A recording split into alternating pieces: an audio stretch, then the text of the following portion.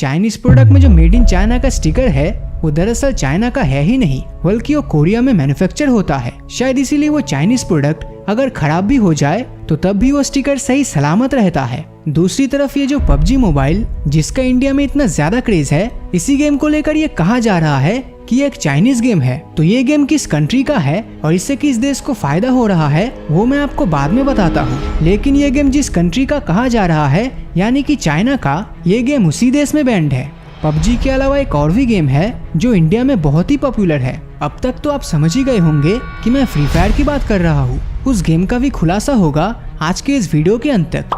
तो India China border पर आज के समय क्या चल रहा है ये तो पूरे देश के लोगों को पता है। जिस लड़ाई में हमारे 20 जवान शहीद हो चुके हैं और एक हिंदुस्तानी होने के नाते हमारा फर्ज बनता है कि हम अपनी देश की भलाई के लिए कुछ करें। तो इसीलिए बॉयकॉट चाइना करने से पहले हमें ये जानना चाहिए कि चाइना आखिर इंडिया से नहीं बल्कि पूरे दुनिया से क्या चाहता है।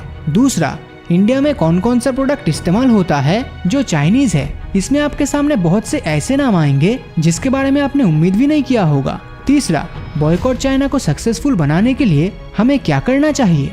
चाइना का दूसरे देशों के खिलाफ जो सबसे बड़ा हथियार है वो है डंपिंग। यहाँ डंपिंग का मतलब अपने देश के किसी प्रोडक्ट को बाहर के देशों में इतनी कम कॉस्ट में सेल करो कि वहाँ का लोकल प्रोडक्ट बिकना ही बंद हो जाए, जिससे कि उस देश के लोकल बिजनेस को नुकसान होगा और इधर चाइना और भी अमीर होता जाएगा। अब आप सोच रहे होंगे कि इतने कम कॉस्ट में चाइना ऐसे प्रोडक्ट बना कैसे लेता है। तो दोस्तों, ऐसा कर पाने के पीछे चाइना के गवर्नमेंट का सबसे बड़ा हाथ है। चाइना की सरकार अपने देश की कंपनी को खुद से पैसा देती है अगर वो अपने देश के चीजों को बाहर की कंट्री में एक्सपोर्ट करता है। चाइना का दूसरा सबसे बड़ा हथियार है डेट ट्रैप, मतलब दूसरे देशों को कर्ज देकर फंसाना।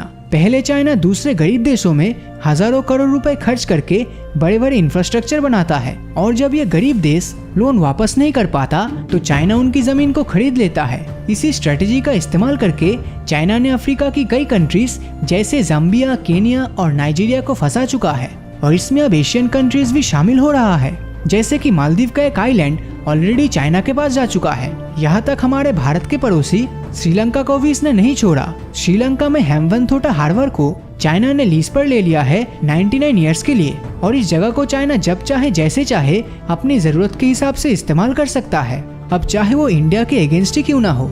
चाइना का तीसरा सबसे बड़ा हथियार है इम्पोर्ट एक्सपोर्ट में अंतर लाना।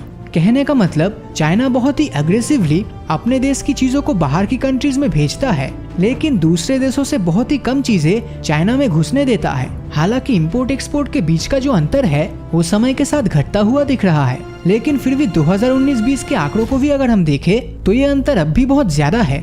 तो इसी चाइना ने Amazon, YouTube, Facebook और Google जैसे कंपनीज को अंदर घुसने ही नहीं दिया और इसके बदले में इन सब का ऑल्टरनेटिव कॉपीकैट बना लिया। जैसे YouTube की कॉपी है Youku, Google की कॉपी है Baidu, Facebook की कॉपी है Weibo और Amazon की कॉपी है Alibaba। चाइना का फंडा एकदम सिंपल है, अगर तुम किसी भी चीज की ऑल्टरनेटिव अपने देश में नहीं बना सकते तो सिंपल उसका कॉपीकैट बना डालो और दूसरा देश चाह के भी चाइना का कुछ नहीं कर सकता, क्योंकि चाइना की सरकार ही इन कॉपीकैट्स को बचाने के लिए अलग अलग तरह के नियम बना कर रखे हैं, जिससे कि इन कॉपीकैट्स पर दूसरा देश कोई केस न कर पाए।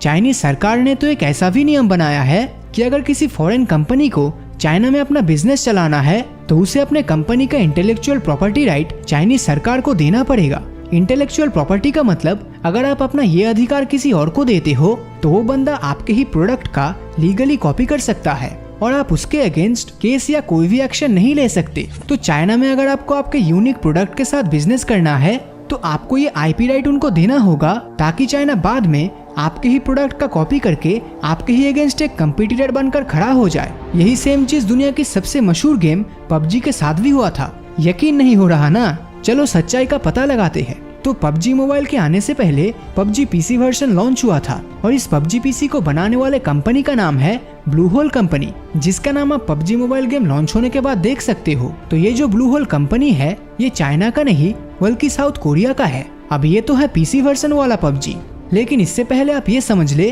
कि पबजी मोबाइल भी साउथ कोरिया का है। उससे पहले ही आपको ये बता देता हूँ कि जब भी आप पबजी मोबाइल गेम को स्टार्ट करते हो तो गेम के स्टार्टिंग में ही लिखा होता है टेंसेंट गेम्स और ये टेंसेंट गेम कंपनी चाइना का है। तो अब एक ही गेम में दो कंपनीज का नाम है, एक चाइना का और दूसरा साउथ कोरिया का। तो ये गेम आखिर किस कंट्री का है अभी क्लियर हो जाएगा। तो जब पबजी कॉर्पोरेशन को अपना बिजनेस चाइना में एक्सपेंड करने के लिए एंटर करना था, तो तब चाइनीज गवर्नमेंट के अकॉर्डिंग आपको अपने गेम का राइट चाइना को देना पड़ेगा। तो बस मौका मिलते ही चाइनीज गवर्नमेंट ने इस पबजी पीसी का मोबाइल वर्जन बना दिया, जिसमें साउथ कोरिया के ब्लू होल कंपनी का भी हिस्सा था।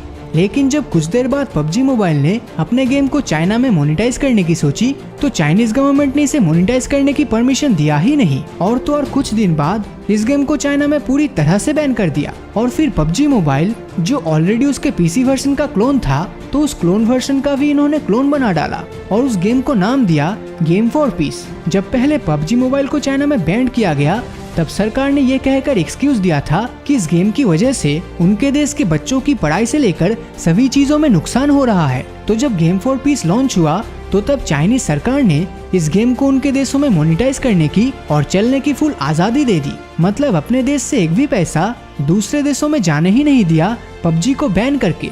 और फिर इस पबजी मोबाइल गेम में बहुत अच्छा मुनाफा होगा देखकर टेंसेंट गेम्स में पबजी मोबाइल में अपनी 10% हिस्सेदारी खरीद ली।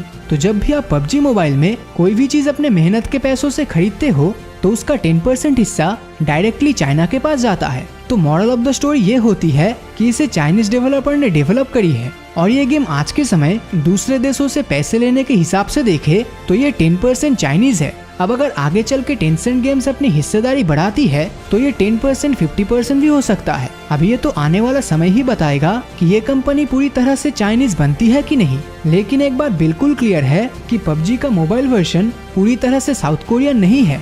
तो अब दूसरे सबसे मशहूर गेम फ्री फायर की बात कर लेते हैं। फ्री फायर को बनाने वाले कंपनी का नाम है गरीना, जिसे फॉरेस्टली नाम के एक बंदे ने बनाया था। अब इनका जन्म तो हुआ था चाइना में, लेकिन उसने जो ये गरीना कंपनी डेवलप की, उसका हेडक्वार्टर सिंगापुर में है, और ये फॉरेस्टली भी अभी सिंगापुर में ही रहता है, और उसने वहाँ की सिटीजनशिप भी ले ली।